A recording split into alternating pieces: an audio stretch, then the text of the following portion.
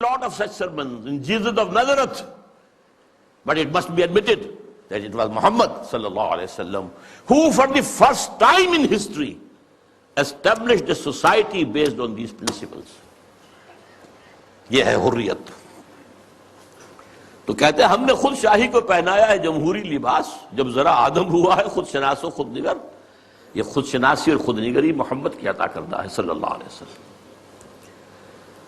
کاروبار شہریاری کی حقیقت اور ہے. یہ وجود میر و سلطان پر نہیں ہے منحصر.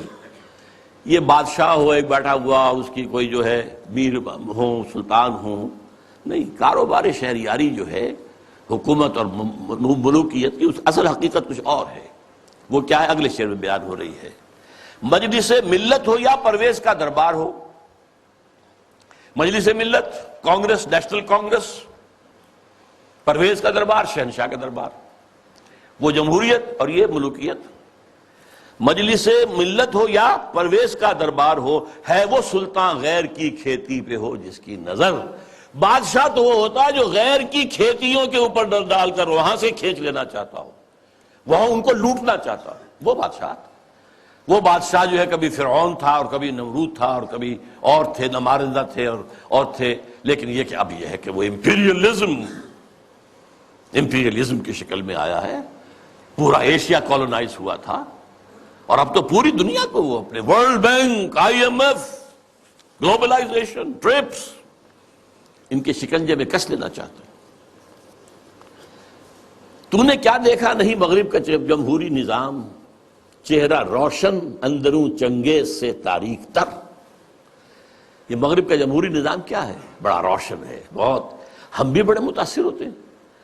دیکھیں کتنا بڑا ملک ہے، صدارت کا انتخاب ہوا ہے، کس سموتھلی وہ پچھلا ہٹ گیا دوسرا آ گیا. کوئی خون ریزی نہیں، کوئی دنگا نہیں، کوئی فساد نہیں، کچھ نہیں. ہماری طرح تو نہیں ہوتا، بلکہ شکست کھانے والا فوراً جا کے مبارکباد دے دیتا ہے بجائے اس کے کہ دھاندلی ہوئی ہے دھاندلی ہوئی ہے دھاندلی ہوئی ہے. وہ جو ہمارے ہاں ہوتا ہے.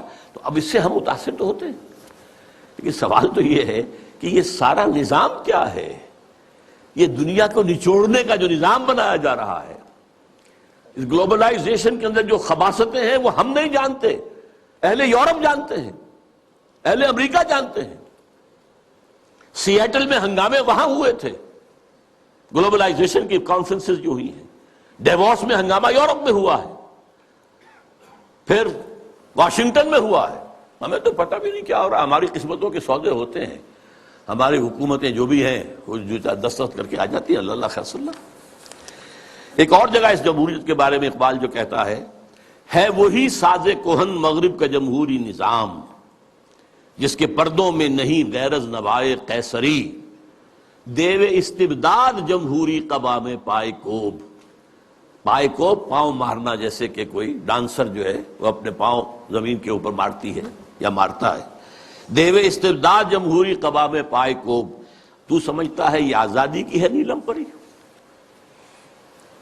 کیا بتاؤں کیا ہے. اچھا لیکن اب تیسرا مشیر بولتا ہے روح سلطانی رہے باقی تو پھر کیا اضطراب.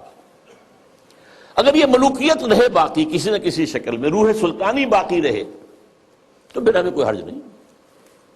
امپیریلزم موجود رہے تو ہمیں کوئی اعتراض نہیں. ہیومن ساورنٹی موجود رہے تو ہمیں کوئی اعتراض نہیں.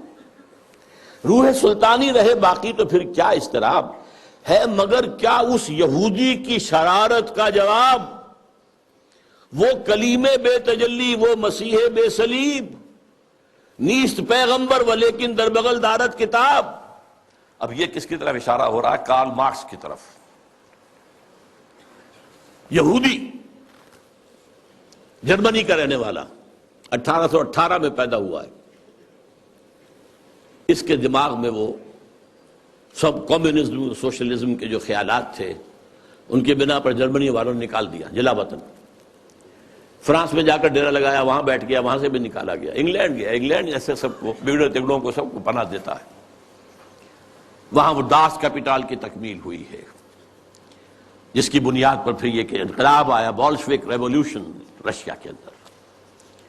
وہ کہتا ہے کہ یہ تو ایک نیا انقلاب آ رہا ہے، یہ سرمایہ داری کی جڑ کٹ جائے گی، نظام بدل جائے گا. ہم نے جو بھی شیطنت کے پنجے جس جس طرح کا شکل میں گاڑے ہیں ان میں سے ایک بڑا پنجہ وہ بھی ہے مگر کیا اس یہودی کی شرارت کا جواب وہ کلیم بے تجلی، وہ مسیح بے سلیم؟ نیست پیغمبر ولیکن در بغل دارت کتاب، داس کیپیٹال ایک کتاب تو اس کے اندر ہے۔ واقعتاً اس کتاب میں بہت تاثیر تھی، اس میں کوئی شک نہیں۔ اس کتاب نے ذہنوں کو مسخر کیا ہے، کیپچر کیا ہے، موٹیویٹ کیا ہے۔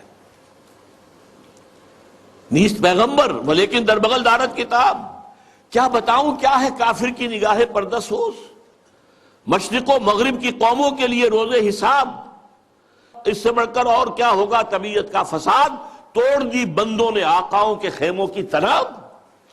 یہ تو دنیا زیر و زبر ہو رہی ہے۔ یہ آقا اور یہ جو بندے تھے جن کو تقدیر کا سبق ہم نے سکھا رکھا تھا، جن کو وہ بھی جو اپنے حالات کے اندر جو تھے وہ مست تھے، یہ اٹھ کھڑے ہوئے ہیں، فساد برپا کر دیا ہے، آقاؤں کے خیموں کی تنابیں توڑ رہے ہیں۔ اس کا کیا جواب ہے؟ یہ تو ایک بہت بڑا فتنہ ہے جو ہمارے لیے، ابلیسیت کے لیے۔ اب ایک چوتھے بشیر صاحب آتے ہیں درمیان میں، توڑ اس کا رومت الکبریٰ کے ایوانوں میں دیکھ، آل سیزر کو دکھایا ہم نے پھر سیزر کا خواب۔ رومت الکبریٰ، Rome, the great Rome, the great Roman empire, اور خاص طور پہ سیزر کا زمانہ۔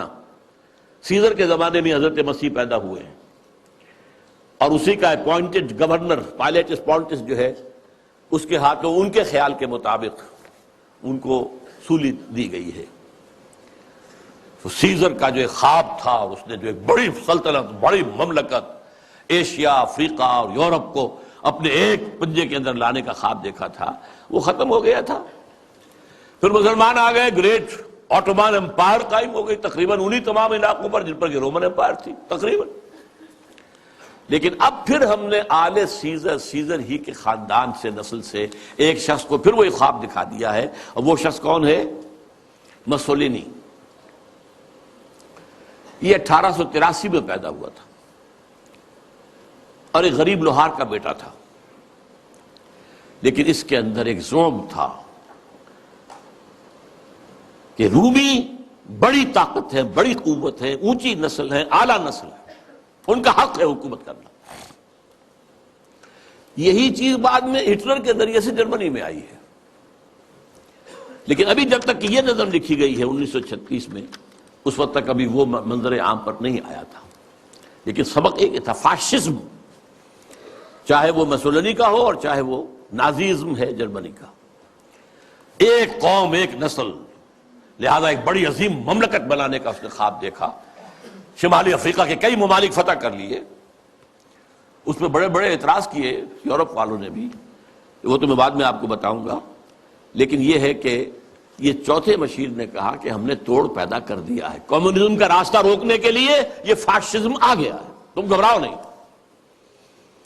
توڑ اس کا رومت الکبریٰ کے ایوانوں میں دیکھ، آل سیزر کو دکھایا ہم نے پھر سیزر کا خواب، کون بحر روم کی موجوں سے ہے لپٹا ہوا، گاہ بالت چوں سنوبر گاہ نالت چوں رباب۔ یہ کون ہے جو بحر روم کی موجوں سے لپٹا ہوا؟ بہت بڑا اس نے بحری بیڑا بنایا تھا، شمالی افریقہ کو فتح کرنے کے لیے بحری بیڑے کی ضرورت تھی۔ اٹلی، آخر اسی نے تو فتح کیا تھا لیبیا کو، پھر وہ حبشہ کی طرف آیا، ایریٹریا کی طرف آیا، بڑھ رہا تھا۔ اس پر جب اعتراض ہو رہا تھا، اگرچہ اس کو تو قتل کر دیا اسی کے جو لوگ تھے اس کی پارٹی کے 1945 میں، لیکن بہرحال وہ ایک فلسفہ دے گیا تھا۔ اقبال کی ایک اور نظم ہے، وہ میں تیزی سے آپ کو پڑھ کر سنا دیتا ہوں۔ جب ویسٹ میں بہت تنقید ہوئی مسولینی پر، تو جواب میں وہ کہتے ہیں، علامہ اقبال کہتے ہیں مسولینی کی زبان سے، یا مسولینی کہتا ہے علامہ اقبال کی زبان سے، کیا زمانے سے نرالا ہے مسولینی کا جرم، بے محل بگڑا ہے معصومان یورپ کا مزاج۔ یہ معصوم بیٹھے ہوئے انگریز اور یہ فرانسیسی، یہ بڑے معصوم قوم ہے، یہ کہتے ہیں کہ یہ کیا کر رہا ہے مسولینی، یہ کیا جو ہے خوریزی کر رہا ہے، کیا زمانے سے نرالا ہے مسولینی کا جرم، بے محل بگڑا ہے معصومان یورپ کا مزاج، ہے میں پھٹکتا ہوں تو چھلنی کو برا لگتا ہے۔ کیوں؟ چھاج پھٹکتا ہے، چھلنی جو ہے اس کے اندر سے وہ چیر کوئی نکلتی ہے. میں پھٹکتا ہوں تو چھلنی